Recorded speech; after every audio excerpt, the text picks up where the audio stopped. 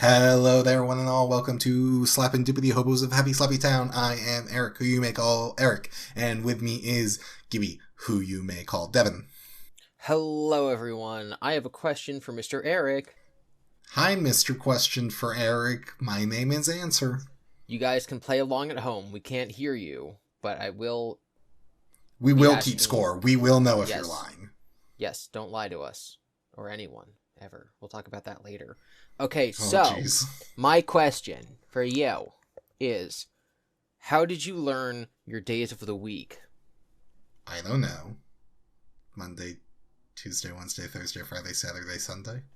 But, I know we've talked before about mnemonic devices, but did you have one for the days of the week? Not that I can recall. Okay. Get good. So you don't remember how you learned them? No, not really. Okay. I mean, if I had to guess, I don't... Yeah, I don't know if we had mnemonic devices. I'd like to think I was just that good. And was like, obviously Monday is Monday. Come on, guys, it's first grade. So when I was in second grade, which is when we learned the days of the week, and the teacher taught it to us in the tune of the song for the theme song of the Addams Family. Whoa. Now, this was kind of confusing for me. Now, I think that 99% of the people didn't know what the Addams Family was, and thus using this wasn't, any different than just using any other given tune. But for Yeah. me, I was like, but there's a character named Wednesday in the Addams Family. Is that what's going on here? I was overthinking it. I was overthinking it. So we learned, and they had us snap, but because we were kids and we couldn't snap, they had us clap. And so it was days of the week, clap, clap, days of the week, clap, clap, days of the week, days of the week, days of the week. Huh. There's Sunday and there's Monday, Tuesday and there's Wednesday, Thursday and there's Friday, and Saturday, hooray, days of the week. And that was the song. And I'm like, I don't know the words to the Addams Family theme song. I know that they're snapping, but when they're saying the Addams Family theme song, does the word Wednesday correspond with the word Wednesday when you're singing the Days of the Week song? I threw me through a loop, dude. Dang. Get good, I guess. Yeah. Get confused, even. It's tragic. This is the dangers of mnemonic devices. No, I don't know. No. They're all bad, all of them. Yeah, okay, I just looked it up to be sure, which I guess I already knew it. You know, it's like they're creepy and they're kooky, mysterious, and spooky, right? Like, those are the lyrics. Yeah, They don't say Wednesday in the real song, but we do say it in the week song. I'm like, yeah, because you're learning the week. That really confused me as a kid, like, genuinely. Anyway, just reliving some old trauma, I guess. I did have them for my times table. Do you do mnemonic devices for times tables? Yes. No, I just memorized them. Well, besides nines, there's a 9 trick, but yeah. There's I don't remember all of them, and it wasn't like, oh, this is how you are going to remember. Like, eventually they were like, you need to do the math. But, like, when the teacher would introduce it with a song, so, like, the ants go marching, ba ba ba ba ba ba ba, hurrah, hurrah. So it was like 7 by 7 goes marching, hurrah, hurrah. And then it was 14 goes marching, then 21, 28. So you're just kind of saying the numbers in a song. Yeah, I guess. I guess that's fine. Yeah. I think, and there were other songs for the other times tables. I don't remember them. I only remember 7 for some reason. Yeah, we learned the months of the year also to the Addams Family tune. I don't know why. That's just you can't double up. Also, I think it was like really, really stretched thin as to like how close to the tune we were sticking, because I think it was months of the year, clap clap, months of the year, clap clap, months of the year, months of the year, months of the year. It's January, February, March, and at that point I'm already like lost. Yeah, that's a game over. It's like April, May, June, and fireworks in July. August, September, October, and November. And then it is December, and that is holiday time, months of the year. Clap, clap. Yeah, I don't know why it had to be to the Addams Family tune, but it was. The teachers were just real big fans. And then, second grade, same year, that's when we started taking Spanish classes. So I'm already out here learning my days of the week, and now I have to learn them in Spanish, and they're in the wrong order? I don't know what that means. It means they start with Monday, Eric. They said we'd go from singing the Addams Family song in normal class, and the Spanish teacher would come in and sing a different song and be like, Lunes, martes, miércoles, jueves, viernes, sábado, domingo. That was the song we sang. I don't know all the words anymore. Yeah, that's a good song. I was wrong. And I'm like, okay, but Lunes is Monday. I was all kinds of confused, Eric. Nah. It was all kinds Just of confused. Well, and I did do better by switching to a better language. Je parle français. You mean a language of trash. Hello. No offense, French people. We think you're cool. Forgetting that there might be people who are from France who listen. You know, they're cool and they you know, it's They French, already hate Americans. You don't need to worry about it. If they're French or they're French Canadians, they hate us no matter what. You're all good. No, French Canadians are nicer. I don't know. Anyway. Listen, if French people are going to be racist to French Canadians, I think the French Canadians get a little bit of a pass. Oh my gosh. Well, the regular Canadians are like racist to French Canadians. And vice versa. It's a whole thing. Let's not get into French language politics. Okay. And that's not even a joke. That's like a real thing. Oh, yeah. So, we talked last time about some like morals and philosophies and stuff. Okay. I kind of wanted to touch on a topic that I would have talked about last time, but the episode went longer than I expected. Yeah. So, recently... Okay. As I've been getting older, I think it might just be an age thing. It's not like there was a single moment or like it's not like there was an example or an instance of something happening. It's just like I've been thinking about it, and I'm like, I think my answer has changed. I have come to a very, very different conclusion on the infamous trolley problem. Okay. And I can't explain it. And I know that if I was in a room with my 25-year-old self, and we were both asked the trolley problem, and he gave his answer, and I gave my answer, and he would say, no, you're wrong. And I would say, I know that you think that and why, but I can't explain what I know now that I didn't know when I was your age, when I was you. I can't explain what has happened, but I know that I am right now. And he'd be like, no, you're wrong now. And I'd be like, oh, okay. So are you familiar with the trolley problem? I am. It's where there's like a trolley and there are people on the train tracks and the train tracks split. And you can either have the train hit like 3 people tied on the tracks, or you can push the lever and make the train hit 1 person tied on the track. And the question is, what do you do? Yes, so this question gets asked a lot. I'm not going to, like, pull up the numbers because I'm sure it changes, like, with every generation. Also, the fact that everyone's so aware of the trolley problem now, I'm sure that more people will, like, have answers going into it as opposed to, like, back in the day when it was a legitimate, like, psychological question you could ask people.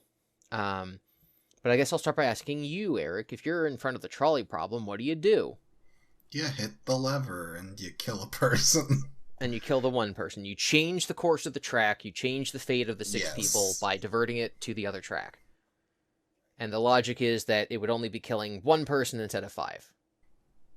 Yeah, or whatever. Yes. You would spare 6 or 5 or... Yeah, so you what is all it? Things the equal, greater good, Yeah. All things equal, you're netting 4 lives. Yeah. So, the alternative that is always asked second is you are on a bridge. Do you push a fat person off of it? Do you push the fat person off the bridge to stop the train. Which, when I heard that in class, the amount of kids that were like, what do you mean there's a person fat enough to stop a train? The teacher was like, shush, just roll with it. And so what's your answer? Oh, I don't know. Really? Because it's still gonna kill the 6 people, right? It's going to kill 5 people, but you can stop the train harmlessly, Yeah. so no one on the train gets hurt or anything like that. Except for stop this the train, one fat person. But you kill the fat person, yeah. Yeah. I mean, in your head, you do it. So, there's that. But then it's like, well, you gotta push the person. And then you gotta time it right and everything. Mm-hmm. So, yeah, I mean, I think I would go for... I might hesitate or cower out, because there's a difference between pushing someone versus hitting a lever. Mm-hmm. And that's the point of the second question, is like the more direct action you have to take, the like more freaked out you get, and you might back out. So that's what I thought. And when I was first... I remember getting angry. Like I just said, I think if I was talking to my younger self, they'd get angry at my answer. But the first time I heard this question, I was like, yes, the right thing to do. It's just like some, utilitarianism in there, Sure. If your choices are 5 people or 1 people, then you kill 1 person, save the 5. That's fine. And then when the question was like, okay, now it's a fat person and you're pushing them, I'm like, it's the same answer. Just because I might feel more guilty, or I might feel more like responsible because I had to physically shove them, as opposed to the less, the less humanized pulling a lever. Elegant. Doesn't change the moral quandary, which is how much is a life worth. Mm. And so I just thought, I'm like, that's really stupid. And the first time I heard the trolley problem, the response was like, oh, so more people would pull the lever, but would not push the fat person. And I'm just like, that's stupid. Like, those people are only governed by their emotions. They wouldn't push the fat person because they couldn't bring themselves to do it, but they already agreed that it would be saving more lives, so all they're doing is being selfish. Like, they can't put their own, second thoughts away from, like, doing the right thing. And so it kind of really pissed me off that there's anyone out there who would pull the lever but would not push the fat person. So... What happened to the bridge, Devon? So, I've been thinking about the trolley problem a lot more. Okay. Not, like, specifically, but just, like, in general, like, thinking about, like, why I come to certain decisions and, like, what makes something right or wrong. Like, basically the same kind of discussions we were having last time. Sure. And again, it wasn't one specific thing, it wasn't one conversation that made the flip switch in my brain. But I basically was thinking about how if something is wrong to do, then it shouldn't matter if doing a wrong thing would cause a greater good. Basically, I am overtly objecting utilitarianism, which is that the action that causes the greatest good and the least suffering is the best option. So, like, I would not, shoot somebody if it meant giving $1 million to orphans. And so the trolley problem is you kill 1 person to save 5. And so the question is, would you kill 1 person to save 5? And the more I think about it, the more I'm like, the answer has to be no. Because you can't say that the right thing to do is a bad thing. I think it's easier to come to that conclusion with the fat person. But I think that's only because of the way that we sort of think about the trolley problem. Like, when I think about the trolley problem, I think about an old cartoon where the bad guy has tied the damsel to the train tracks, and the hero has to ride his horse along and, like, untie her while the bad guy is getting away with the gold he stole from the bank or whatever. And so in my mind, the people who are tied to the tracks are, like, their fate's already been sealed, and so, like, it's just kind of like a 50-50 coin flip whether the train's going to run over one track or not. And so me flipping that coin doesn't change the fact that they're already tied to it. Whereas the fat guy who's on the bridge or, like, at the top of the hill or whatever the scenario is has nothing to do with the situation. He's never even met the villain who's tying people to the tracks. And so to involve him in the situation would be wrong. Whereas flipping the lever and, like, you know, killing the one guy who was already tied to the tracks, well, he was already kind of involved in the math problem, so it doesn't count. But then I'm like, well, that's silly. That's just like how we think of the question. Anyway, so now when I think about the trolley problem, I'm like, I think the only answer that I can reasonably come to is that no, the right thing to do is to, if you, obviously assuming that you can't just untie the 5 people, the right thing to do is to not flip the lever. And I know that, to like, not you know, flip the lever or to not push the fat person? Either. Okay. Because I do think that they're Take the no same action. thing. Take no action. And this comes from, and I know that so many people would disagree with me. I know that's the minority opinion, and I know that a year ago I would have disagreed with me. Mm-hmm. But I spent a lot of time thinking about, writing goodly stories, writing stories goodly. And one of my favorite ways of explaining, I like talking about, like, philosophy and morals and stuff, but I also like talking about storytelling. And one of the most interesting and easy ways of talking about storytelling is using popular media, etc., because people are aware of it. So, as annoying as it might be for me to be like, let's talk about Star Wars for a second, let's talk about Star Wars for a second. And let's talk about the Avengers for a second. I think that the best way to explain the crux of this issue is Infinity War and Endgame. Are you familiar with the 2 most watched movies of all time, Eric? It's been a few years, but I've seen them. So in Infinity War, we had Thanos, who's going to kill half of the universe if he can get his hands on the Infinity Stones, correct? Yeah. And one of the Infinity Stones is what gives the character Vision life. Yes. If we were to remove the stone, Vision would die. Yes. And so the characters have the option where Vision is like, destroy the stone. You know, that way Thanos can't win. And Captain America famously says the line, "We don't trade lives here, Vision." And so that then causes the rest of the movie, where they're trying to safely remove it from him, and then Thanos comes, and then Thanos kills him anyway and wins and snaps, and half the universe is killed. Yeah. So, like, oh, Captain America was stupid. If they just killed Vision right then Thanos would have lost, and everything would have, that the right thing to do is to kill Vision. Mm-hmm. I think that one of the other counters is that people talk about the first Captain America movie, where he was on a ship that had a nuke that was heading into New York City. And so he had the option to divert the plane, but that would mean crashing into the ocean. And so he could sacrifice his life to save everyone in New York. And he chose to do that.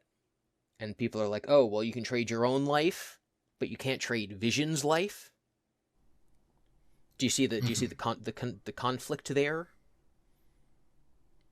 Of the hypothetical people? Do you see why Captain America saying, well, I have a nuke on this ship, I'll kill myself to prevent it from hitting the mainland, and I have a Vision here, and I'll not sacrifice him to stop Thanos? Do you see how those two things are contradictory? A little bit, but the key distinguishing factor is that one is himself and his own life versus someone else's. Yes. Because in Endgame, how do they beat Thanos? They use time travel? No, Tony sacrifices his own life. Yeah. So, does Cap say, oh man, he shouldn't have done that because we don't trade lives? No. So why is it why is it okay for Cap to crash his plane into the ocean? Why is it okay for Tony to snap away Thanos, but it's not okay to trade Vision? It's because it's okay to sacrifice yourself for what you think is right, but it's not okay to sacrifice other people for what you think is right. Okay. Okay. And this is your trolley problem. So this is, me thinking about this was my trolley problem. Is realizing, like, what is the difference between these things? Mm-hmm. I generally, as much as I love the Marvel movies, I also realize that they're all written by different people and that there is no overarching plan, and that when it comes to stuff like this, it's much more likely that it's just unintended as opposed to, like, a deep plan.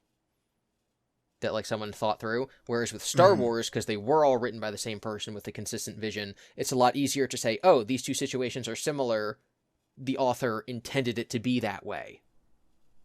What do you mean? There's like 100 books, and No. the sequel trilogies are written by someone else. The 6 sequel movies, and the prequel, and the TV show. Again, and the video games. I love all Star Wars, but the real ones that are written by an auteur, the original 6 movies. An attempted auteur. You have an auteur. You have auteur just means that he's in control of his work and he makes everything the way he wants to make it. George Lucas is the king of artists. I don't think that's what auteur means, but carry on. We can talk about it later. Anyway, Star Wars, it's so interesting, so good, but it's also like very complicated. And I think if George Lucas hadn't basically come out and just said what he meant, a lot of people would argue about it basically forever. So I'm glad he did. But as you know, Eric, as someone who's kind of, familiar with Star Wars, that in the prequels, they're like, Jedi shouldn't love, and love is bad, and they repressed Anakin, and that's why he turned bad, and the Jedi shouldn't have done that. That's your opinion, right. Correct? Attachments are bad. Right? I don't know about my own opinion. I guess. You've said stuff like that before, where it's like, oh, the Jedi feared Anakin, and it's stupid because they said that you shouldn't fear things, and they said don't have attachments, and then, if they just let him be normal, then he wouldn't have fallen to the dark side. Sure. Yeah, so and that's a common criticism of the Jedi, but that's not a criticism of the story, that's a criticism of the characters that are being critiqued. Right. So you have Anakin, who's told attachments are bad. Attachments will bring you to the dark side. You shouldn't love. And what brings him to the dark side? He loves his mother, and then she dies. He loves his wife, and then she dies. He loves, Obi-Wan, and then he betrays him, because he's killing people. And so it's like, okay, so love and attachments are the path to the dark side. That's bad. The thing with Star Wars is that the original trilogy came out before the prequel trilogy. And in the original trilogy, the moral of the story, what saves the galaxy and what saves Anakin's soul, is that Luke loves him. Is that Darth Vader's, fighting Luke, and the Emperor says, okay, Vader, kill Luke. And Vader says, no, that's my son. I'm attached to him, I love him. And Emperor says, okay, well, I'll do it if you can't. And then he starts torturing Luke, and Luke is like, Father, please save me. And then Vader sacrifices his own life to kill the Emperor. Mm-hmm. And so people are like, but wait, George, you said that attachments are the path to the dark side. But then it's, his love of his mother and his wife is what brought him to the dark side, but his love of his son is what brought him back to the light. That doesn't make any sense. And George Lucas said, no, you freaking moron. Uh-oh, moron. The bad thing that Anakin did was to love selfishly. He wanted to possess his wife. He loved that she was his wife. He loved that he had her. He loved her for the happiness that she brought to him. If he had truly loved her for the unique being and soul that she is, he wouldn't have murdered a bunch of children on her behalf, because she would not have wanted children murdered on her behalf. So clearly Anakin did not love Padme. Anakin enjoyed being in love with Padme. And so that is a selfish love where you take from another person for your own benefit. Uh-huh.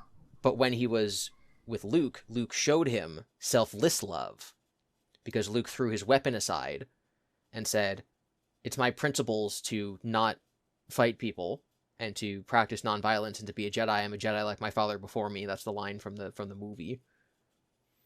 And so he was willing to go down with the ship, and he's like, if you're going to kill me, then we'll all just blow up here, because we're all going to get nuked, so it's fine, it's whatever.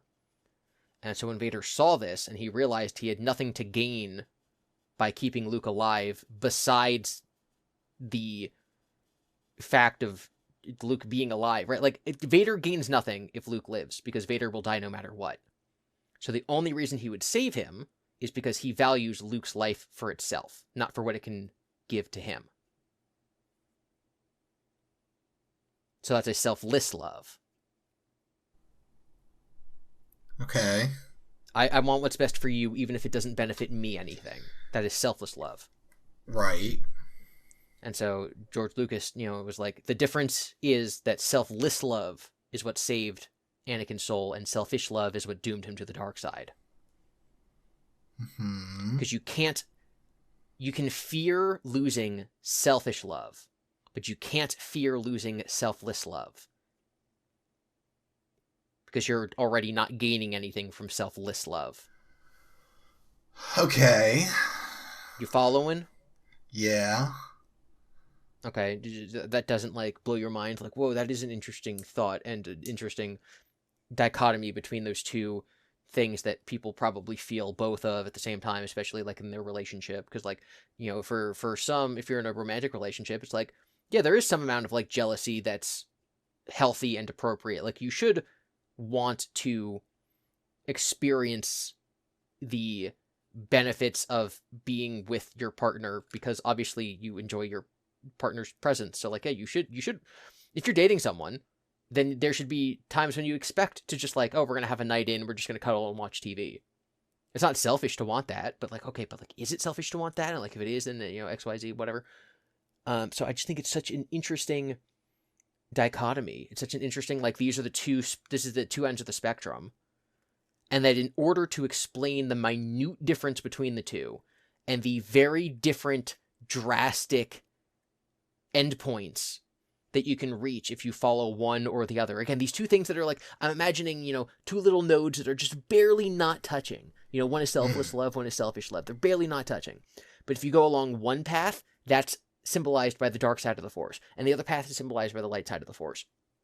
And it took George Lucas 6 movies across 12 hours, this big epic, space odyssey with all these characters and stuff, the religion of the Jedi, the religion of the Sith, these 2 different wars and all this stuff, a character who's literally the devil, a character who's literally Frankenstein, all this stuff to basically explain there is, there's this tiny, almost imperceivable gap between these 2 nodes, but that tiny, imperceivable gap is the difference between the dark side and the light, the evil and the good, the Jedi and the Sith, the rebels and the Empire that we just spent these 12 hours watching these movies about. And so in order to explain to you how infinitely wide that tiny gap is, I had to just tell you this really long story going over decades of time with, hundreds of characters. And that's why I think Star Wars is so cool and interesting. But yeah, when I finally, like, understood all of that, which was I was probably in my mid-20s. I was probably, like, 25 or 24 when that all clicked for me for the first time. And I was like, oh my god, that's incredible.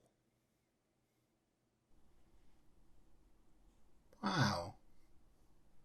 Does that blow your mind? That's neat. Wow. Boom. Does the lesson blow my mind? No.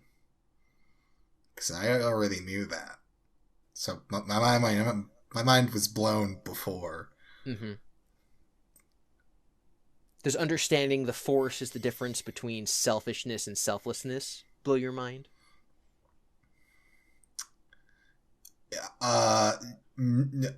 No. Because I just didn't care like that. Okay. Sorry. Okay. Well, whatever. I'm so sorry. I don't mean to just be it's fine. It's fine on your it's parade. Whatever. I didn't really expect you to have the same things as me, because again, these are I think the biggest moments of change can only come in the quietest times. Nobody can come up to you and say, "I'm going to change your life by telling you to think about this philosophical thing." It has to be when you're just kind of, like, sitting there and you're just kind of thinking. Or when you experience it yourself. Or when you experience the media, the art, the quote, the whatever for yourself. Not even it just hits you. Sure. Or the real life circumstance. Yeah, yeah. Yeah, that is, it's depicting for yourself. Yeah, so I was thinking about all this stuff. All this stuff's in my head. I recently, on my main YouTube channel, I'm reading these books in the Five Nights at Freddy's series that are basically, they're for children. They're kind of like Goosebumps, but they're set in the FNAF world. and I'm making a video for each story. The stories are about 80 pages long, and I talk for about an hour for them. And there's one story that I hated and I thought was really stupid. And so I kind of passed the buck along to my brother to, like, make something out of the story. And we basically used it as an excuse to, like, teach a philosophy 101 lesson about, like, the different philosophies of, like, Immanuel Kant and, like, Thomas Aquinas and all these people. And so we're talking about the nature. And so in the writing of the script for the episode, me and my brother spent a lot of time talking about, like, ethics, but, like, in terms of, like, what these different philosophers believed. And, like, so, like, having conversations about, like, what did this person believe and why? And, like, oh, he used this phrase. Can you explain? You know, I don't remember that from when I got my philosophy degree. And so we were talking about it. And one of the philosophers, Kant, believed that any action that you take, should that action be repeated by everybody in a society, if that were to make the society incoherent, is a bad action. So the go-to example is lying. If everybody lied all the time, you know, so what is the point of lying, right? The point of lying is to conceal information you don't want the other person to know, right? Yeah. So what's the point of telling the truth? It's to give somebody information that you do want them to know, right? Yeah.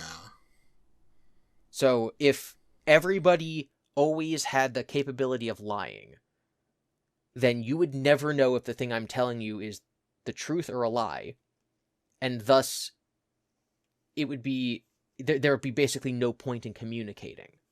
If what I'm saying can either be truthful or not truthful, I might as well have not said anything. But that's happening right now.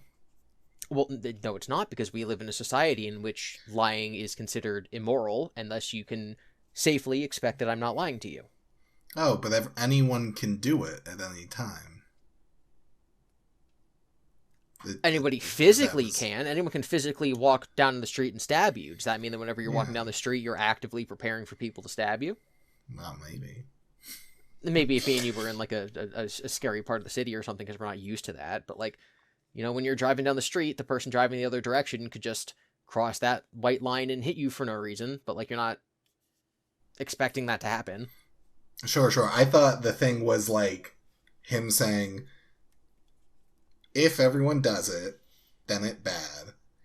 Therefore, if anyone can do it whenever, then everyone is doing it whenever. No, it's that the reason lying is bad is because if lying were morally permissible and everyone did it, then communication would be meaningless, and thus society could not function. So if an action would lead to society not functioning, then that action is how we define something being morally wrong.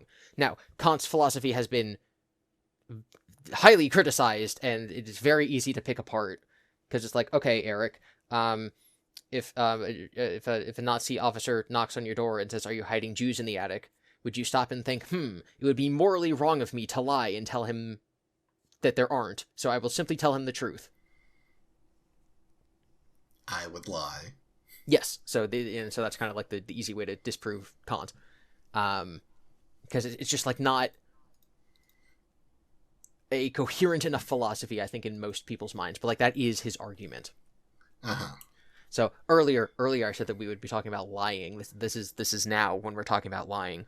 So I was waiting for the trolley problem. We'll get back to it, I guess. Oh my gosh. I don't have a big thing planned. I'm just kind of yapping at this point.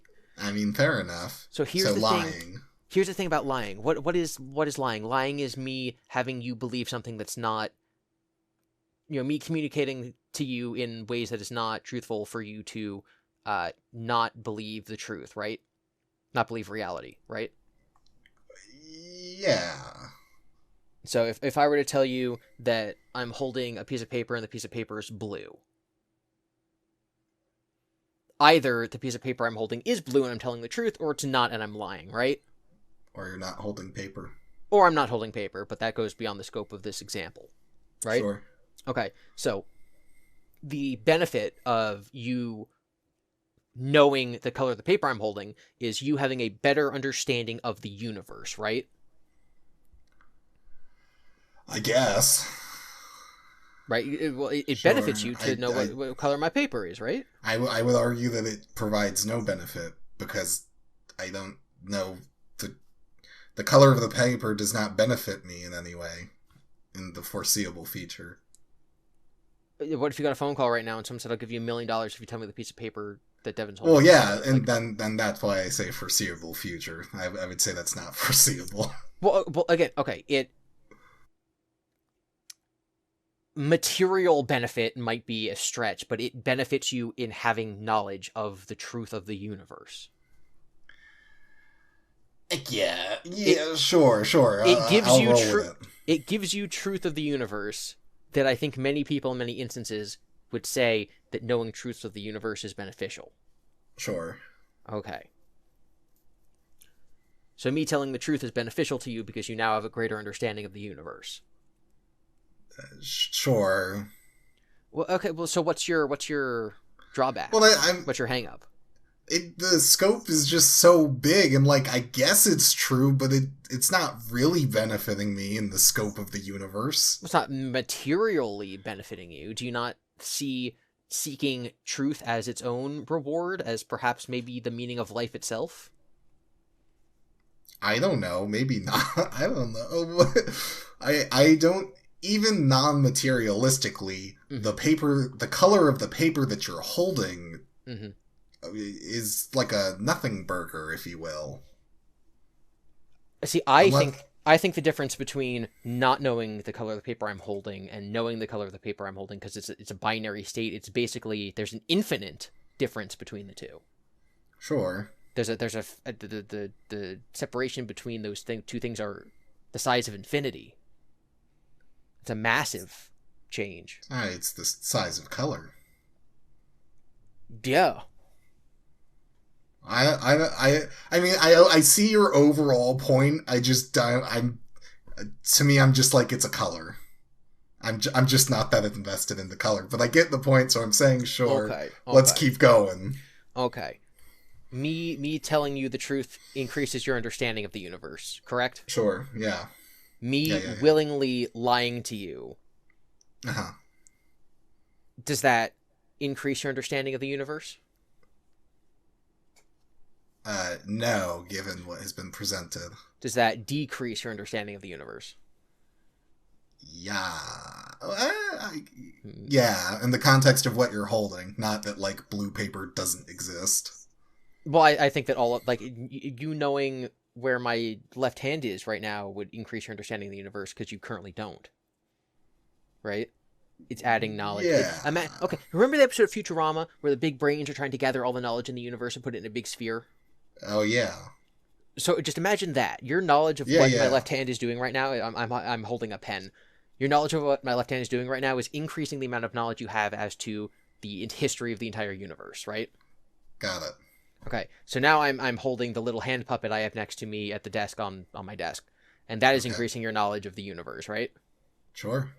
Okay, if I lie, and instead of saying I'm holding the puppet, I tell you I'm holding my cell phone, does that increase or decrease your knowledge? Well, that would decrease. I would say it does an almost ineffable third thing, which is give you knowledge of a false reality. Sure. Because you now believe that you know a fact of something, but that something is of a reality that is not the one that you actually live in. And I think that is the and you can obviously expand this, we're doing silly things like the color of paper, whereas obviously the things that actually damage people would be like serious gaslighting. Sure. But getting a person to believe that they live in a false universe is probably one of the worst things you could possibly do to another human being, in my opinion. Okay, right. And that's, when you think of gaslighting, what you typically think is the example of, like, you have two people who are, like, in a relationship, and maybe they don't talk to a lot of outsiders, and so one of the people in that relationship is using, like, power and knowledge over the other person to get them to think that they can't trust their own senses, or they can't trust their own judgment, or if they do go and talk to one of their friends, then like their friend just doesn't understand, is like giving them bad advice, and to only rely on the person who's gaslighting them, right? Like that's the stereotypical example of that. It's like, you can't trust yourself and you can't trust your friend, you can only trust me, right? So the benefit to that person of gaslighting their partner would be to like gain control over them, right? Right. Okay, so if you have control over somebody's understanding of the universe, then you have control over that person.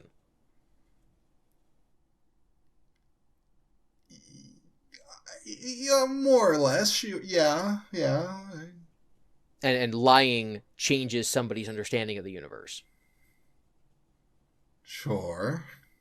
So lying is ultimately about control. Yeah. Which I think that's pretty self-explanatory from just like knowing what lying is. Obviously, it's like, I don't want you to know something, so I want to control your knowledge of it. But you kind of have to do this big roundabout thing to like explain, well, how does it work? Why does it work? We talked in a previous episode, I used the example of stealing cookies from the cookie jar. I said that when I was in like high school, we were in like a criminology or a forensics class or something. The teacher was like, when someone's lying about committing a crime, it becomes so difficult for them to keep the lie straight in their head that like, we've ran computer simulations about keeping lies, and like, modern, 2010 computers like couldn't keep up with the complexities of the lie because it just got so out of hand, right? Like if you get up from your desk at work and you go steal something from your other person's desk, and then there's an investigation, and the investigator's like, what were you doing at 3 p.m.? And so you have to lie and say you were at your desk. And then they're like, okay, did anybody walk by while you're at your desk at 3 p.m., which you weren't really there? And then you have to lie and you have to be like, Sarah walked by. And they have to be like, well, what shoes did Sarah have on? And you have to be like, oh, Sarah had red shoes.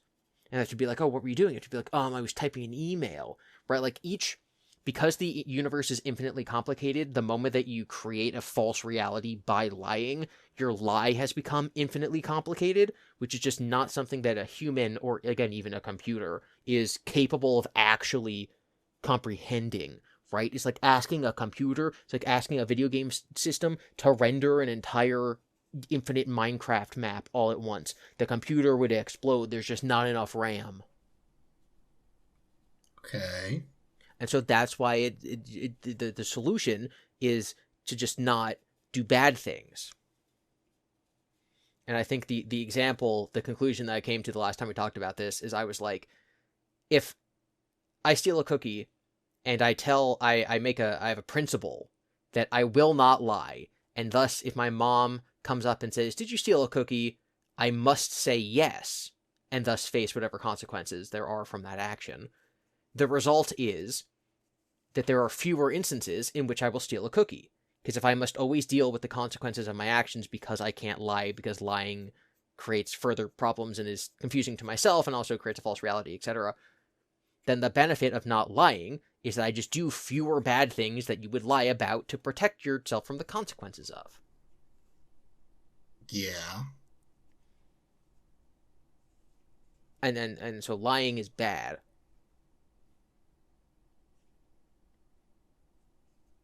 Okay. Are you following? Yeah. So lying is bad because you're creating an infinitely recurring false reality and forcing other people to live in it. Sure, yeah, right. Do you know what the definition of trauma is? No. Okay. I should have Googled this, but instead I'm just going to wing it. So from my understanding... Well, that's not the... I mean, I can wing the definition of trauma. Okay, what's you try to wing it while I Google it. It's when you're, like, so messed up from events that you can't be... I don't know, you can't act in certain situations. Which is such a whiff. Yes. So, okay, if you just Google it, it's going to say basically what you just said, which is that your body goes into the fight or flight or freeze response, and thus you can't do other things. I think when most people think of trauma, they think of like PTSD, like post the trauma, you have like the flashbacks, or you have the moments where like it affects you in the modern day. My understanding from reading about it, and probably watching YouTube videos. I don't remember where I learned this. This was like 5 years ago. My understanding is that the reason that people can't get over certain traumatic instances and that they keep flashing back to them is because we understand our lives on a spectrum where I can tell you, 3 years ago, I believed X, Y, and Z, and I was doing A, B, and C with my life. Today, I believe W, Y, and Z, and I'm doing A, E, and G with my life, right? Like, and I can kind of explain how I got from that point back then to this point now. Mm-hmm. I dropped some letters, I gained some letters. Mm-hmm. Do you know what the mound, the grain of sand paradox is?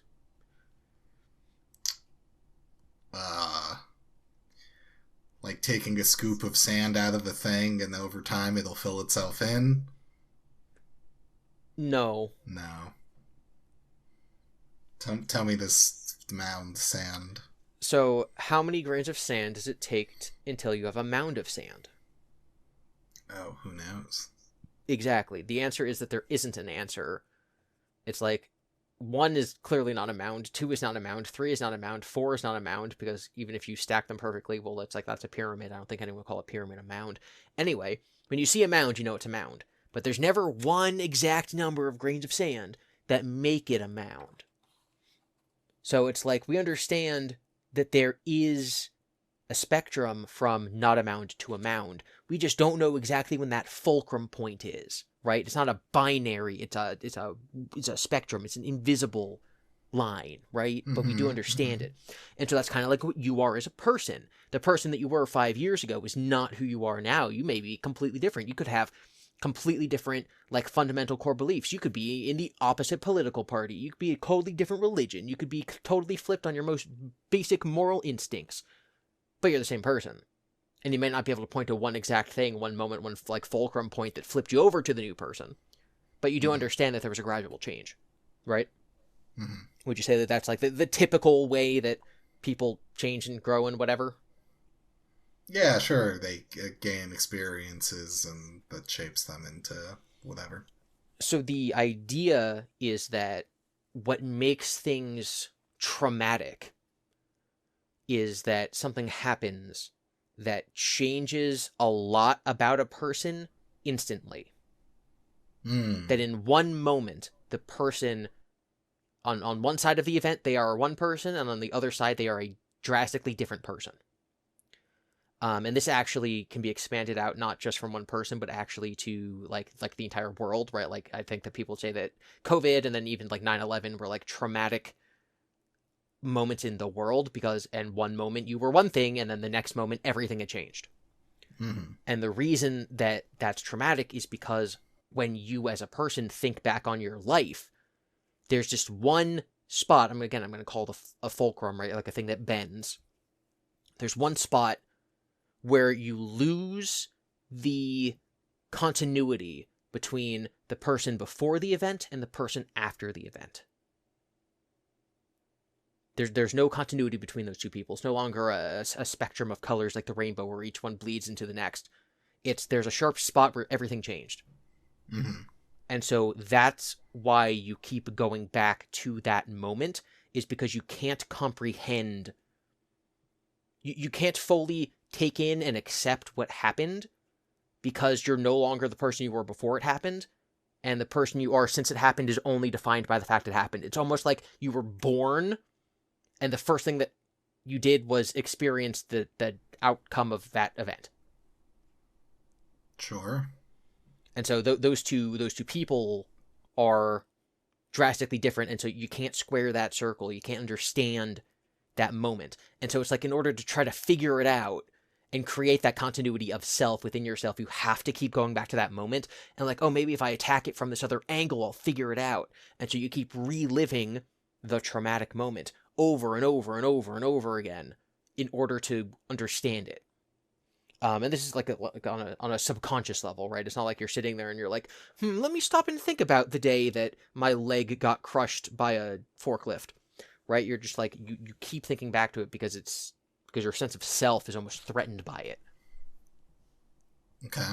and that's the continuity of self, and that's what causes the post-traumatic stress. Obviously, things can be traumatic and give you the fight or flight response without causing post-traumatic stress, etc. But this is, again, my understanding of it. It's very possible that, like, a therapist or someone will listen to this and be like, Gibby, what are you talking about? But that's we're my not understanding. medical experts. That's my understanding, the way it was explained to me and the way it made sense to me. Yeah. I'm like, that does make sense. So what's interesting is the idea that you can take this traumatic moment and retroactively apply it to your past self. Okay. You're supposed to go like, whoa, I don't even comprehend what you just said, man. I mean, I think I do. Okay. You take the trauma and then apply it to your past self. So let's say that the trauma is I'm trying to like not we're in Japan right now, but like also not really. No. Let's say no, we are though, but like we're also not. Let's say that me and you right now we're in Tokyo or whatever, and we learned that a nuke was launched from Russia and it just blew up our Happy Slappy town. Okay. Okay, so like that's bad, right? Everything has changed. Our lives are like it sucks because like if you say that your life is over, like it's clearly not, right? And I think that's very dismissive of people who like are survivors of like terrible traumatic events because like your life isn't over, but like your life as you thought it would go is over. The trajectory of your life has changed in a way that you are no longer the person that you just were, right? Like that's a traumatic event, right? Okay. So what if instead of something like that, the traumatic thing that happened to yourself in the past, but you didn't realize it? So basically, where I'm going with this is like, what if you find out that your wife has been cheating on you for 10 years? Okay. Is the traumatic thing you find, or let me rephrase that. You've been married for 10 years. Right. The day before and the day of and the day after your wedding, your wife cheated on you with your brother. Okay. And then continued to cheat on you for 5 years. Right. And then stopped, and then for the last 5 years has been just a lovely, amazing wife. Uh-huh. And then you find out. Right. Does the trauma occur the moment you found out, or does it occur in your sense of self when it happened? Basically, what is damaged? What becomes that fulcrum point where you can no longer square the circle of who you are versus who you were? Today when you found out, or there's no longer a continuity with who you were 10 years ago on your wedding night? Well, I don't know. Whoa.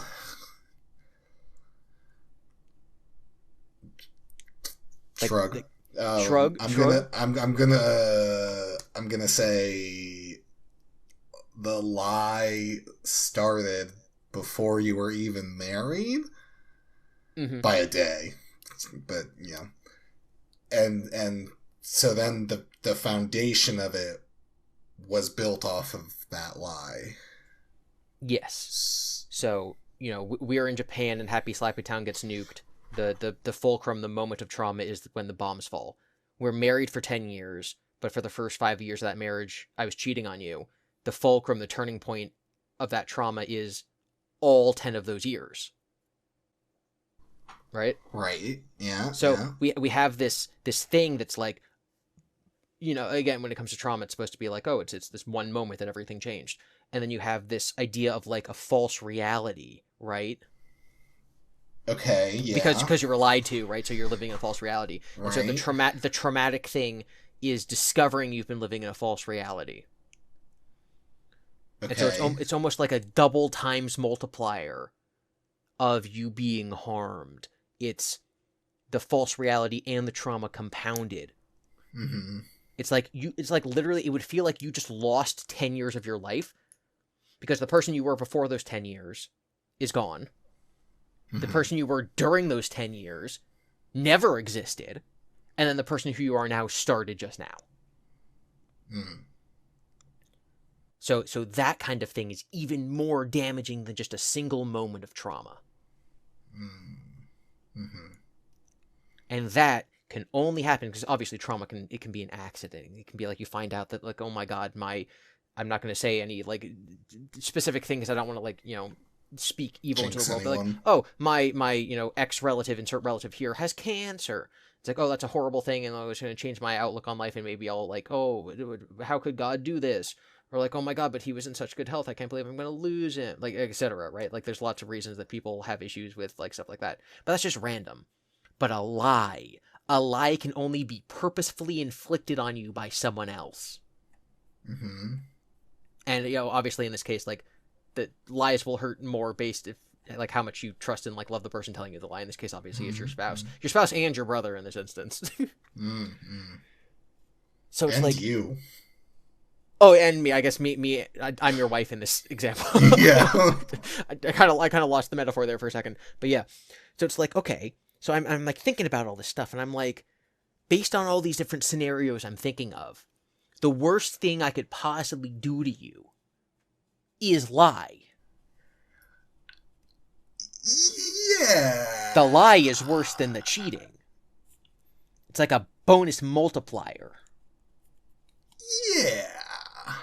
Like, long term. Like, the cheating is, like, obviously horrific. Yeah. But the lying for 10 years is almost indescribably worse. Right. It's like, okay, what's worse, lying to someone or cheating on someone? Cheating on someone. What's worse, cheating on someone or cheating on someone and then lying to them for 10 years? Lying to them for 10 years, right? Yeah. It's a bonus multiplier. You could kill me, or you can lie about the last donut that was eaten. Yeah. I think I'll care about the murder. Right. But so my thing was like, okay, so that's sort of like my understanding of why lying is wrong. Lying is wrong because you're making somebody believe that they live in a false reality. That's the way that I came to understand it. Okay. And thus, my question is lying wrong? That's my question to you. I mean, I feel like I can't not answer a certain way after nearly an hour of build-up. Well, I want you to answer truthfully, and I don't want you to be, like, swayed by what I just said or what you think that I expect you to answer. My question is lying wrong? I mean, I'd give a cop-out answer of, it depends. Does it? Because maybe. Like, I think for the most part,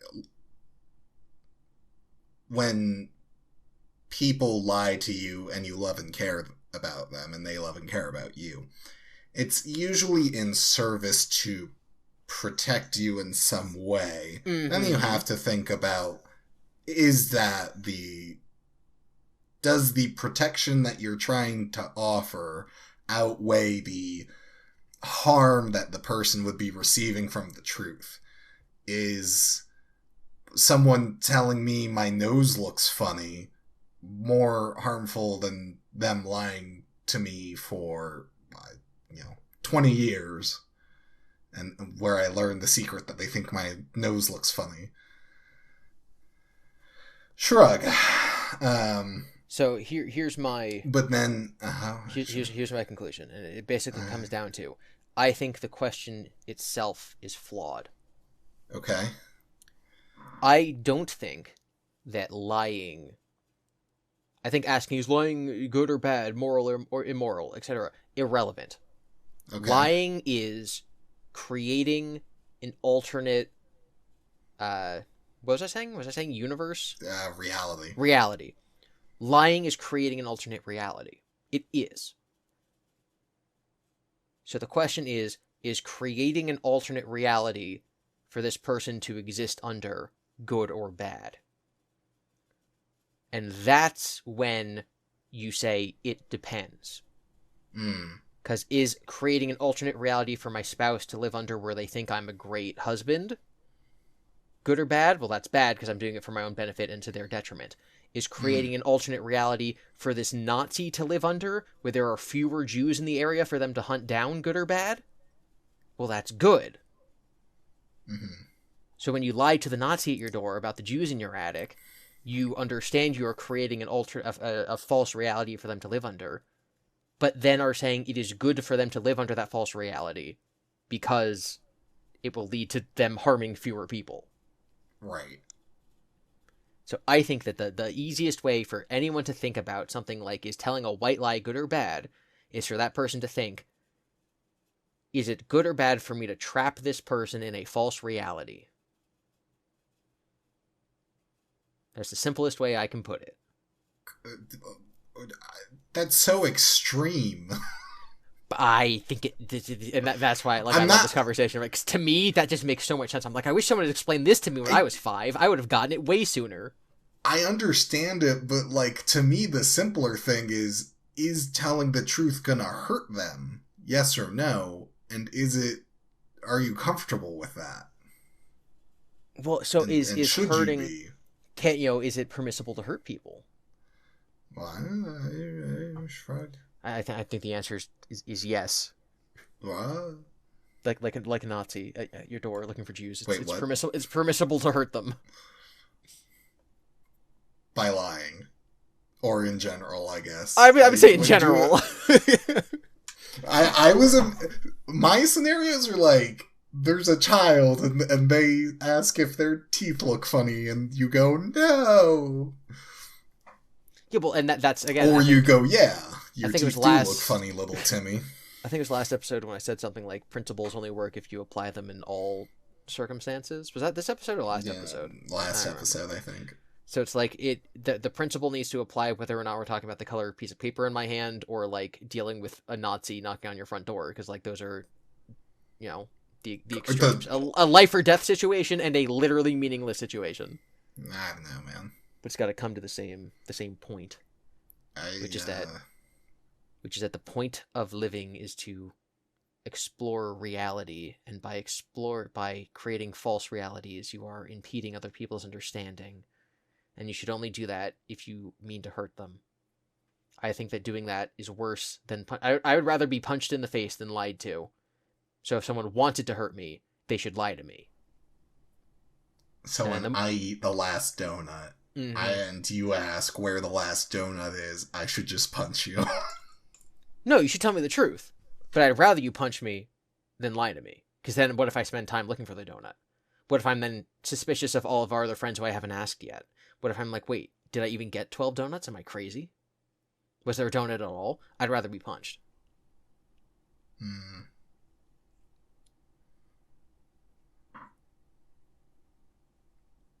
Okay.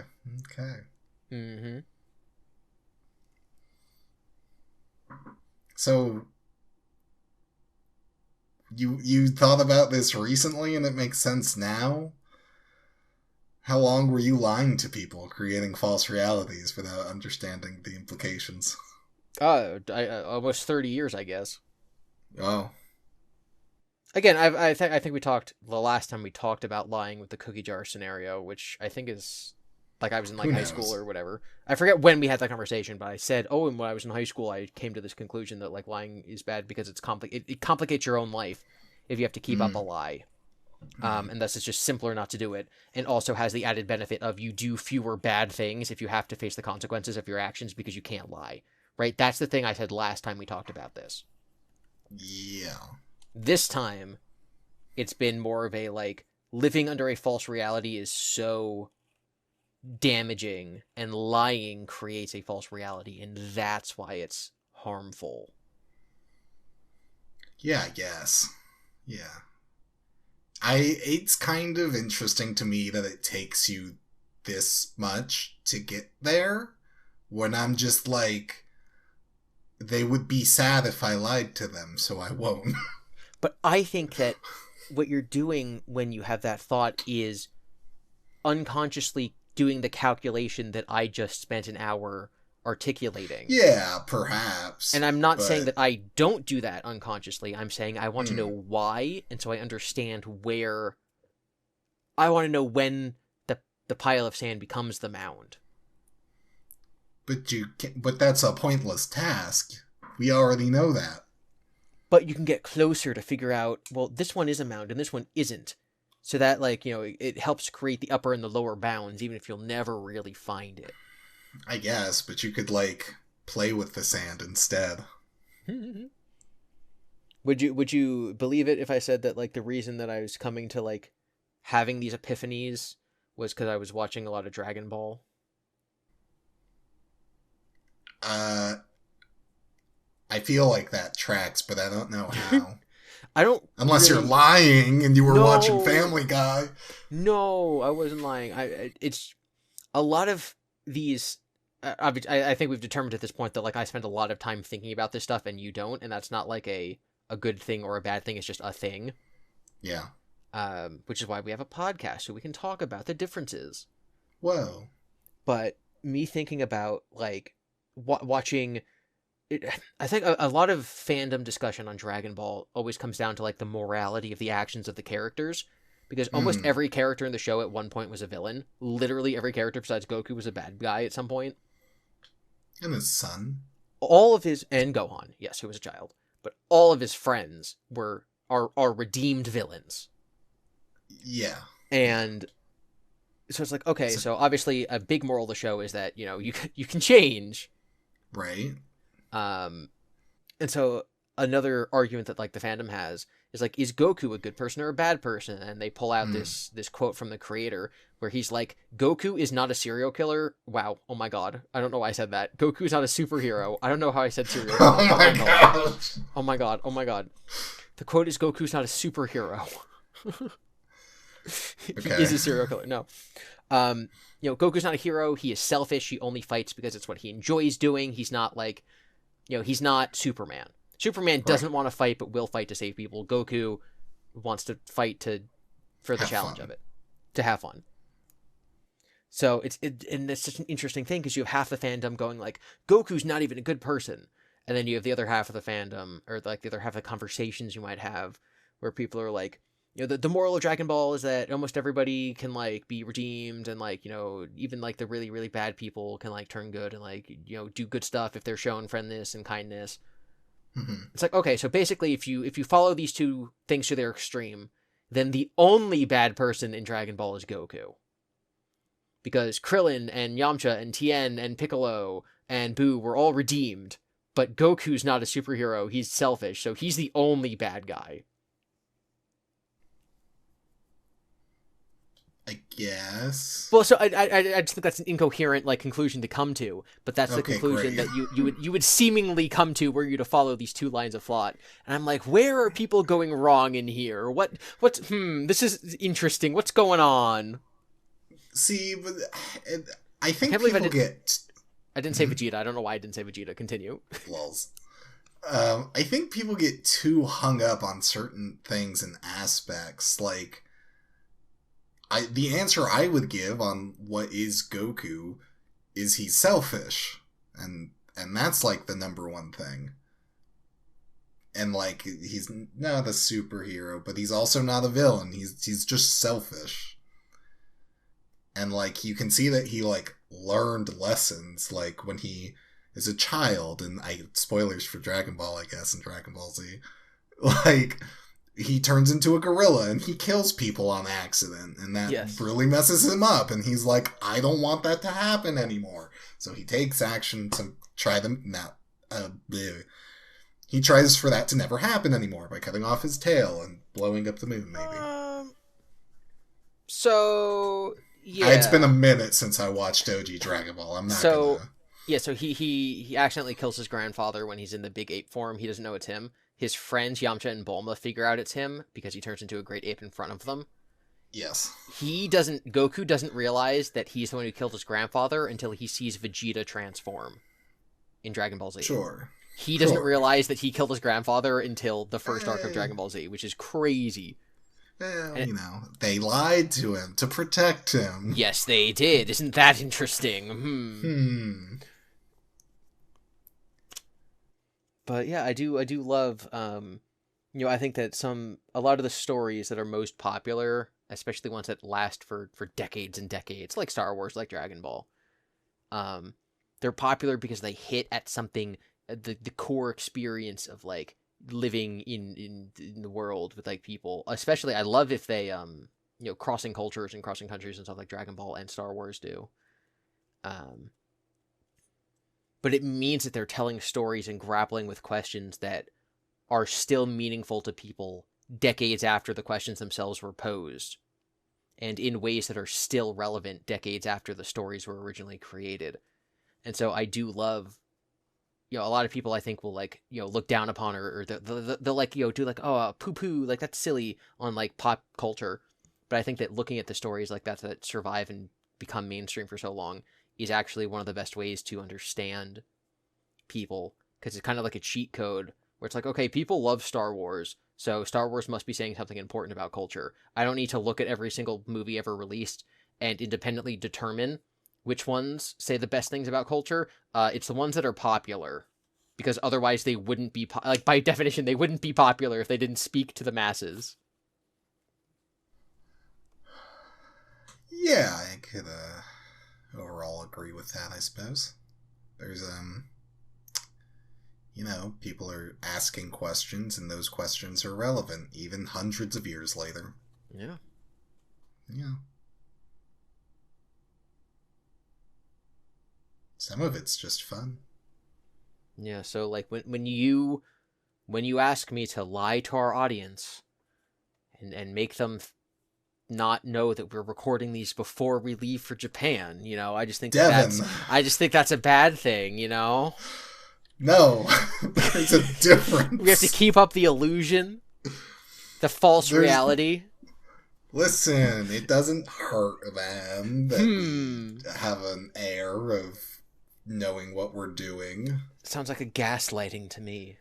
Oh, so you don't want me to edit out your burps and sneezes? You want it to be true? I can upload the raw audio. Gibby has never burped before. But somebody... Okay, so this is an interesting question, because I've heard people give different answers. I have my answer. I'd love to know what your interpretation is. Okay, Can you know a fact about something that is fictional?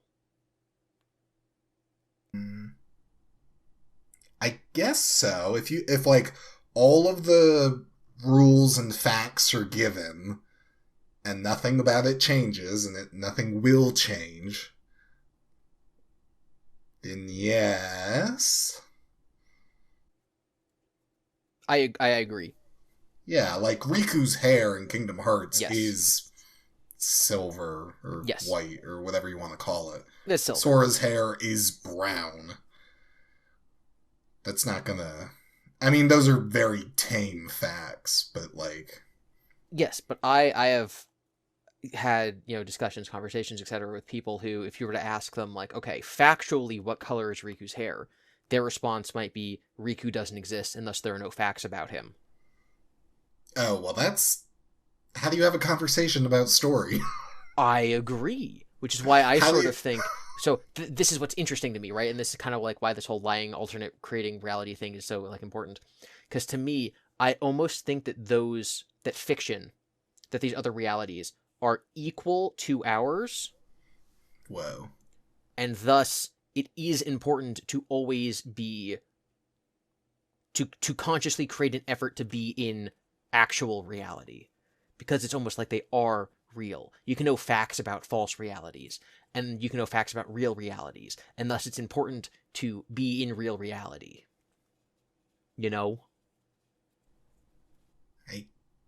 Because you can know facts about both, it's important to be in the real one? Because you can know facts about both exist. And if both can exist, I think you have a moral imperative of being in the real reality. So like, sure.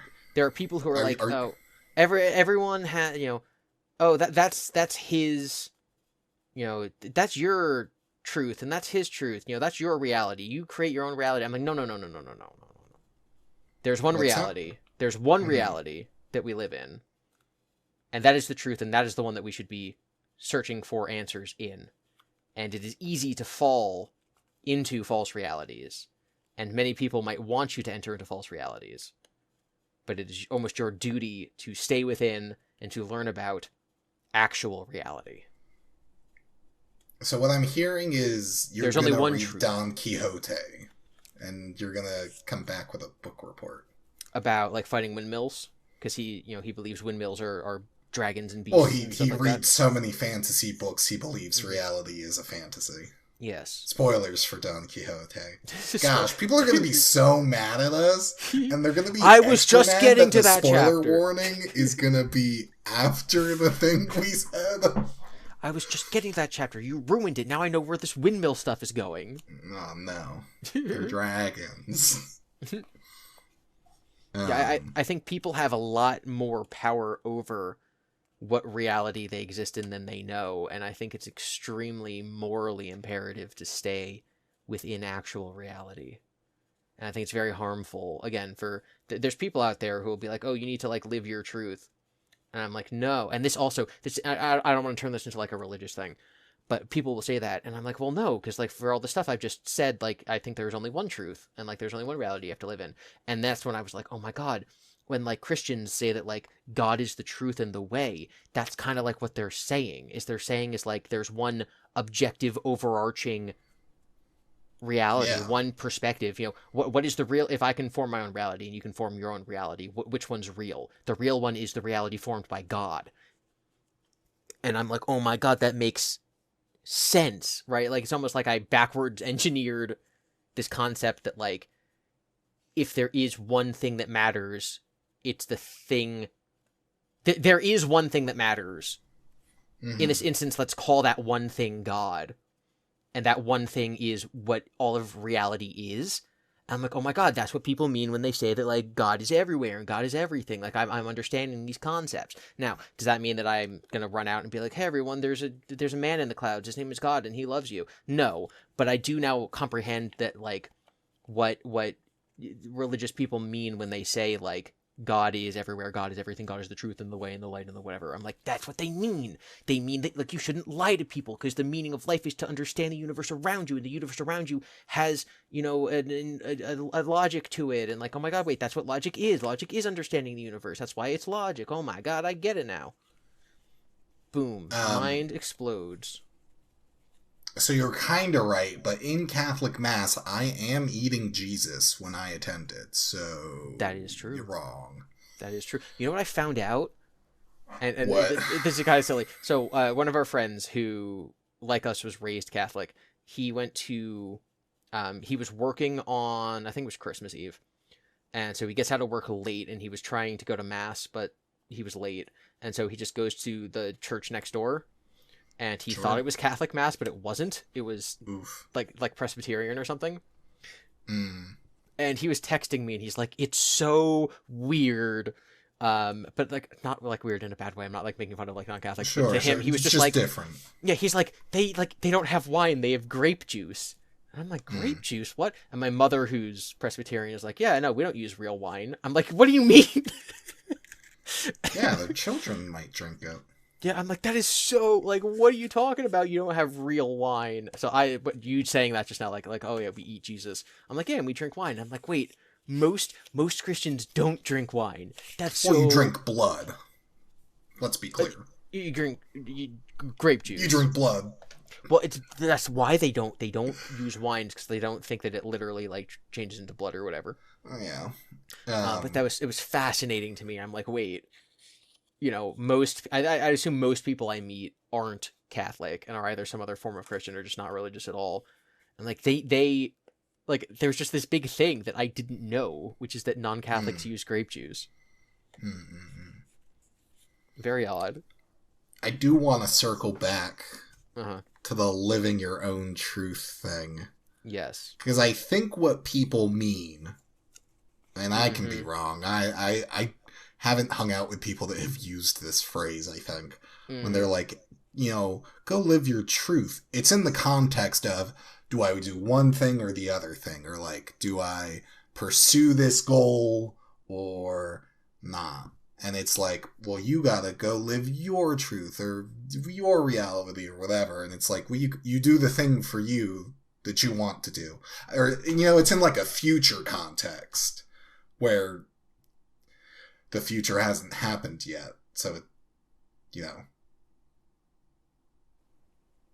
I've heard it in terms of people basically saying, like, do what you think is right, not what others expect you to do. Yeah, I've heard And that a little bit. my problem with that, and like it's a hard line to walk. My problem with that is that people are stupid. I mean, And so if you go tell Joe Schmo 19-year-old college student, like, don't listen to the morals and ethics that have been passed down to you by your culture. Go make your own decisions. They're gonna make the wrong decisions because they're 19 and they're stupid, and all 19-year-olds are stupid. And their parents are probably wiser and smarter. Yes, and their parents probably are wiser and smarter than them. But there's also cultures and societies, and I can say, like, every culture that existed before us was morally wrong, and every culture besides ours is morally wrong. And if you think that way, then you probably also think your own culture is morally wrong, which it is. And so you're like, okay, well, like, if culture is wrong and an individual person is stupid, then, like, what do they do? And the answer is ultimately, what that person thinks is right. Well, but that's not the same as living your own truth, because living your own truth is a rejection of the knowledge of others. No. When people are like, oh, live your truth in terms of, like, decision making and the thing you just said, it's like you're in a hard situation and it's not clearly right one way or the other, so you live to your morals, principles, whatever helps you sleep at night, kind of thing. And you just do the best that you can. And then you do your decision. The way that other people have used it around me, or I've heard other people using it, is in the context of, like, you do you do what you want. And my reaction to that is always like, actually, you're probably wrong. Because, like, 99% of people are wrong 99% of the time. So maybe instead of flippantly just saying you do you, you actually say, think about it for 5 seconds. But that's the same thing. It's still just coming to a decision. But it's not. If I'm like, should I skip class or should I go to class? And someone says, you do you, and I say, you know what, I guess I will go to class because I want to learn. You have just told me, no, that's stupid, you should skip class because 99% of people are wrong. Well, I think it's 99% of decisions are wrong. I think it is morally wrong if you ask me, should I skip class or go to class, for me to say you do you. I think what I should say is what I would do if I were in your shoes, which it would probably be go to class.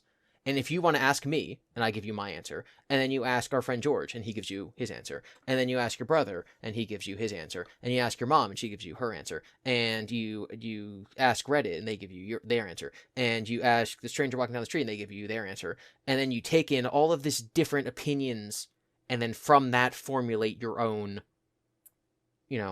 conclusion based on all this different advice. That's fine. My problem with people saying, like, oh, just do what you want, is once you tell someone that, they're going to close off asking others for advice. Once you tell someone, like, actually society sucks, so, like, why even listen to other people? I think you're doing a great harm to that person. I think the lesson should be, ask everyone around you who you trust, then use your own intuition and intelligence to come to a conclusion based on all of those data points, and then make that final decision for yourself. Sure. Don't do what people tell you. Don't just trust your gut. Listen to everyone and then come to your own conclusion, which is the opposite of... I think that's the answer, and the wrong answer would be, just do what society tells you. And the equally as wrong answer is, just live your own truth. What if living your own truth is getting the opinions of those around you and then using that to form an opinion and thinking on it? Well, if you ask me for my opinion, and instead of giving you my opinion, I just say live your own truth, then I am denying you my insight, which I think is morally wrong. I think if someone asks for your advice, you should give it, and saying, I'm not going to give you advice, just do what you want, that's wrong. Right, but if I'm like, go to class or skip, and then instead of just going one way or the other, I get the opinion of everyone around me and then form a decision, and that is me doing me. I So what I'm saying is I don't hear people say, I'm going to live my truth. I hear people telling other people to live their truth.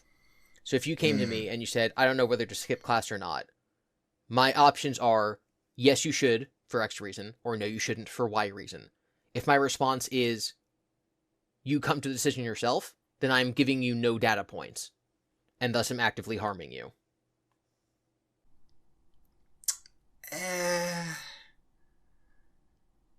I guess.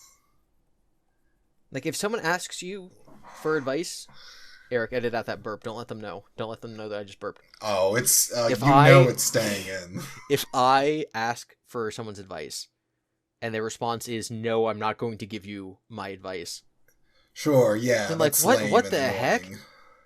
Even if they're like, I don't know if I should be giving you advice. It's like, no, I'm asking you. I'm going to weigh your advice against other people's. It's my decision how heavily I weigh it. Yeah.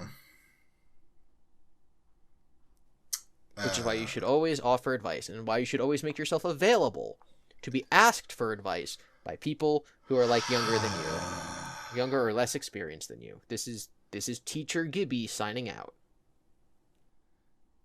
90 minutes. 90 minutes about, I don't know.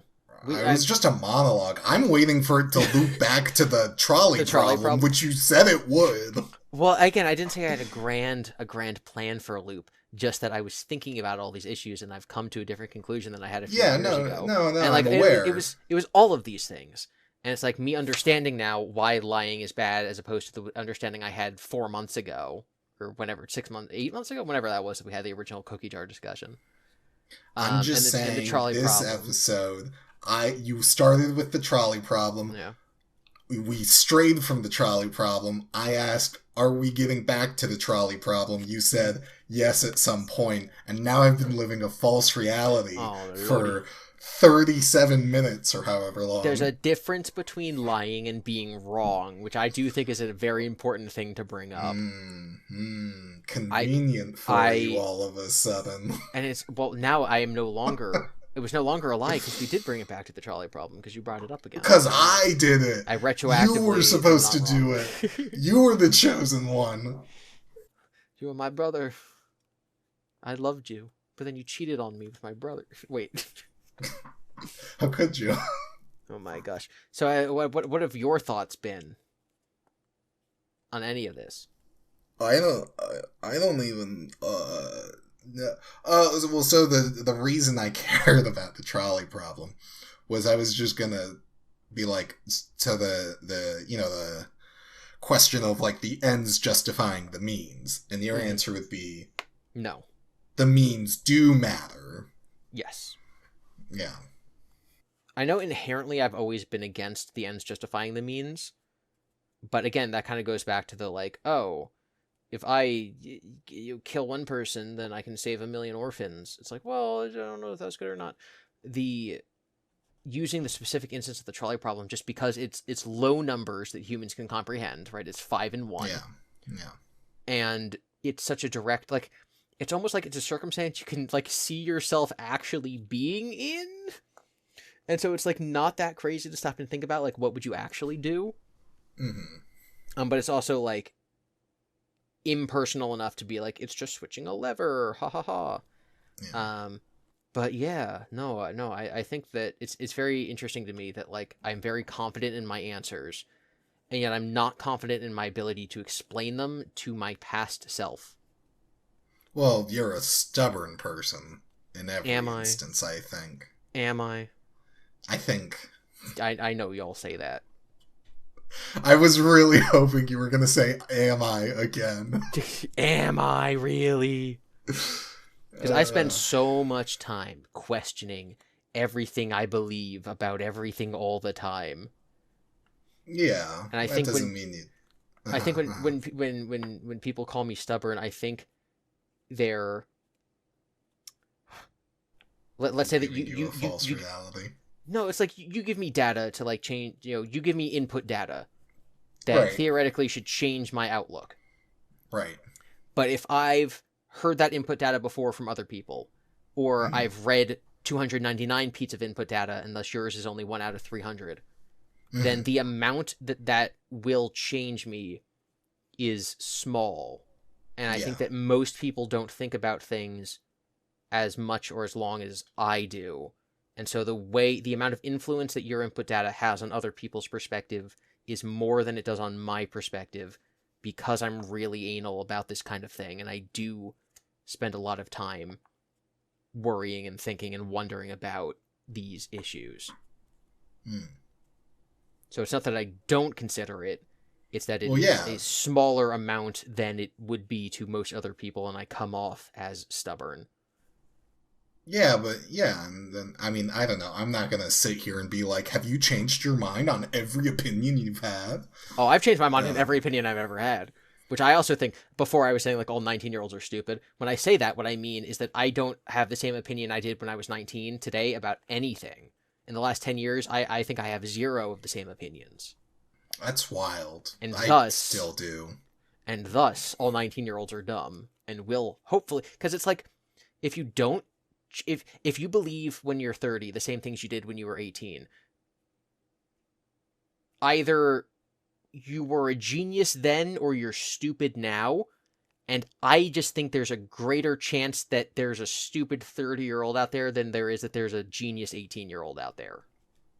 Listen, all I'm saying is I knew murder was wrong at 18, and I still know murder is wrong at almost 30, so... Well, I think that's one for the books. Oh, lordy, you just ruined everything. What? Well, I mean, murder is a very specific definition, but, like, I'm like, obviously, the trolley problem. If I changed my mind on the value of, like, would I take a life or not, then I did have a different perspective on that question now. Murder is the intentional killing of somebody, so it's a little different than manslaughter or whatever. Because, like, the trolley, if you pull the lever in the trolley problem, that's manslaughter right there. Might even be murder. Technically. You murdered the man on the other track. You just did it to save 5 people, but still murder. Right. So I guess I did change my opinion on murder, where I previously would have murdered somebody to save 5 people, and now I would not. And thus my opinion on murder has changed. I think there's also just a thing that people can be raised well. And, like, generally, you're young kids and you do things, but it's not like there's head empty, no thoughts, Even at 13, you can get a twinge in your stomach and know that you don't want to steal. Yeah, you don't want to steal the magic and you just pack. have a strong character in the sense of justice. Do you think that people... Or you tell yourself that, at least. Go on. Mm-hmm. So there are people who are born without the ability to feel guilt. There's people born without the ability to feel, like, pain and stuff like that, or, like, happiness or sadness or whatever. Yeah.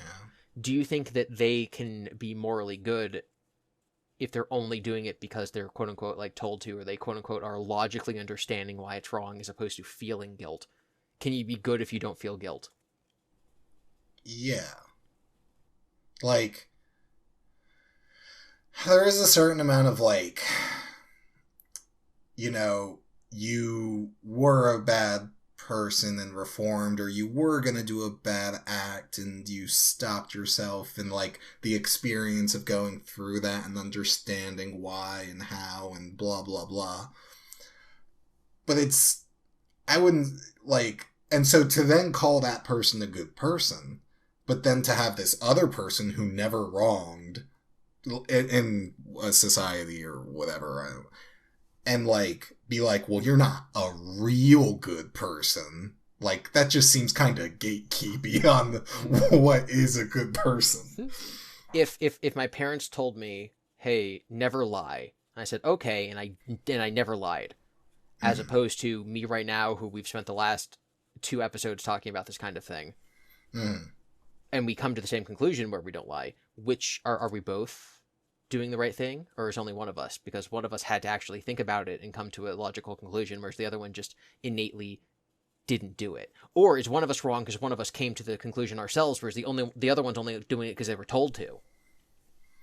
See, I think this is why maybe I'm not a philosophy major, is because I'm like, what? Who cares? It makes all the difference in the world, Eric. It doesn't, though. I mean, which is... it can be a fun thought experiment or whatever, and maybe there's something to be said about it later down the line, and I'm not paying attention to what it's trying to say right now. But, like, you know, what you still didn't lie, and you were still... I think I agree with you. I haven't really thought about this for that long. I think I agree with you. It's just I know a lot of people don't. I remember I was in high school, and I'm just going to keep it vague, but someone was like, everyone's, like, applauding this one person for, like, quitting drugs and drinking. Mm-hmm. And they're like, but I know someone who has simply never done drugs. Where is their party? Why are we celebrating this person for doing something bad and then stopping doing something bad instead of celebrating this person for always doing something right? I mean, A, squeaky wheel gets the grease. Yes. B, like, alternative B is life is unfair.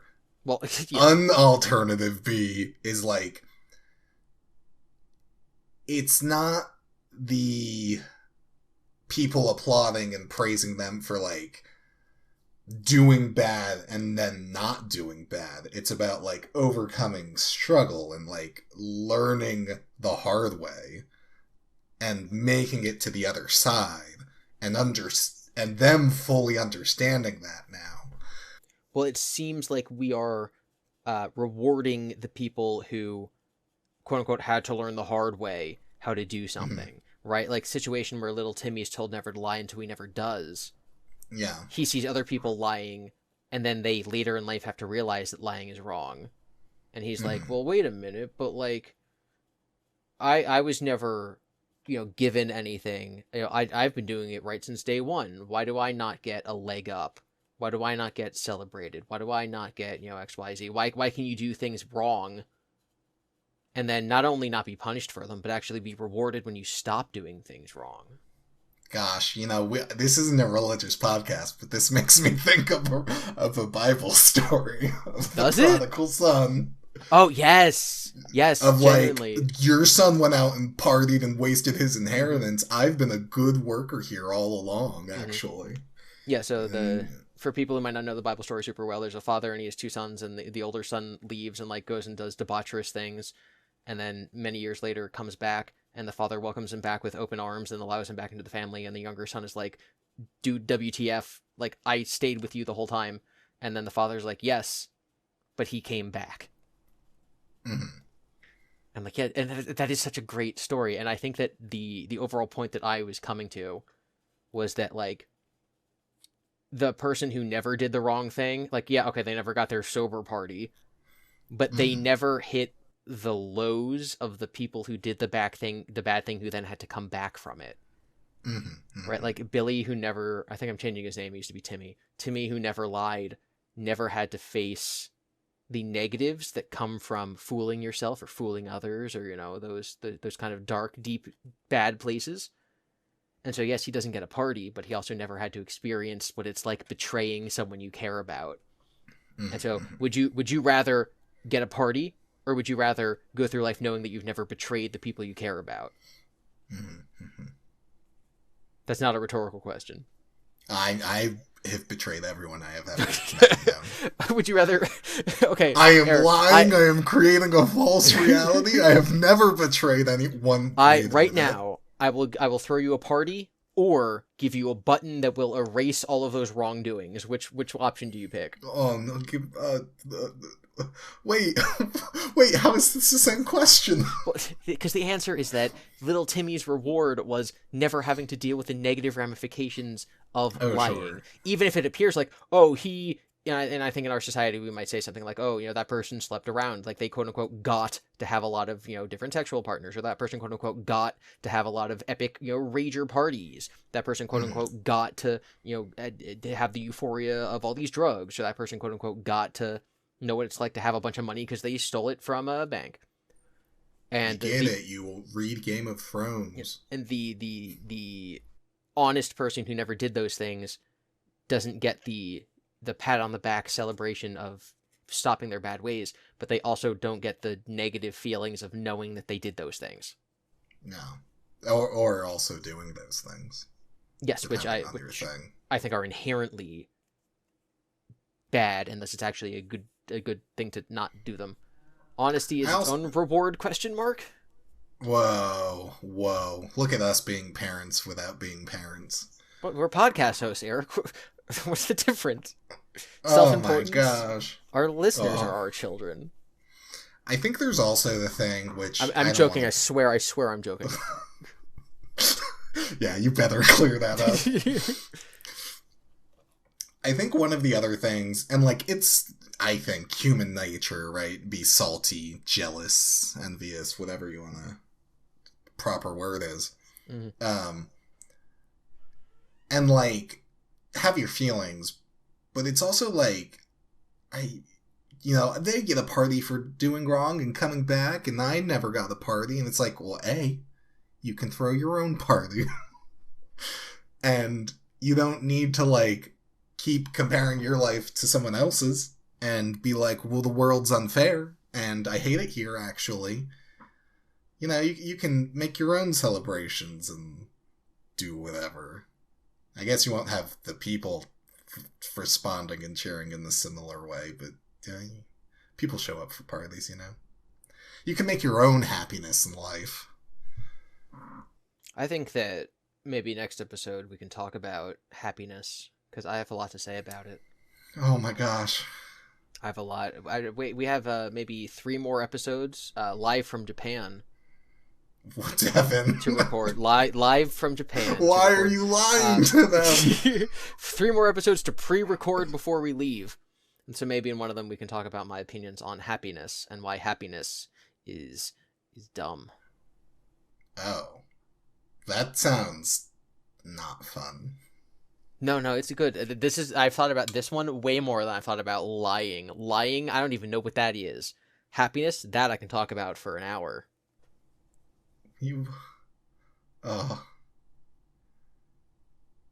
Goodbye, everyone. Bye, everyone. This is the same podcast where we talk about the raccoons that live under our dumpster. Oh, yeah, they're doing well. They're doing fine. We left them in charge of getting the mail while we're gone. Yeah. Goodbye.